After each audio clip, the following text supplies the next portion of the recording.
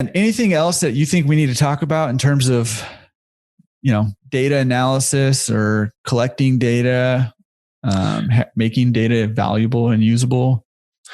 I mean, more at a high level. I mean, if I'm, saying like what my end game with this stuff is, I think, the people who are going to get ahead are the people who go in and they use data to challenge conventional wisdom in the industry.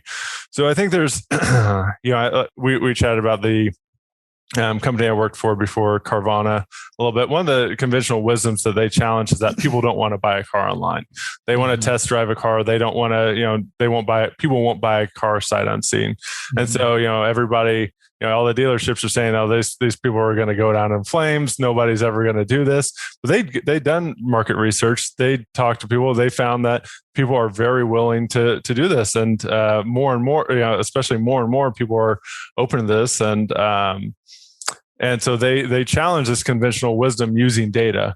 I don't specifically have any ideas that I'm currently challenging, but, if I'm looking at this data and I see stuff that doesn't track with, hey, this is what I would think is happening, but it doesn't seem to be happening this way.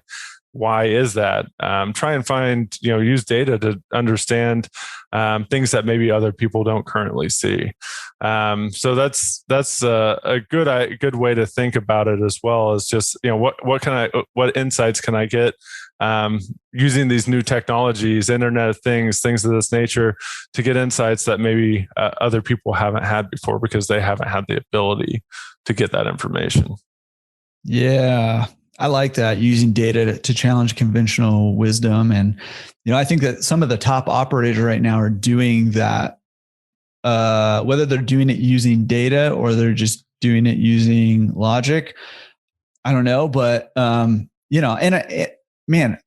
love even just the ability to make decisions like, should you replace equipment or not? If you have all the data of how much, what continues to break down, how much it's costing you on average per machine or per month or whatever, however you synthesize that data, how much utility costs are, how much utility savings it would be, how much a loan payment would be. And you can kind of do, factor in all that data, which people do already. But I think you can get more sophisticated and more precise with it.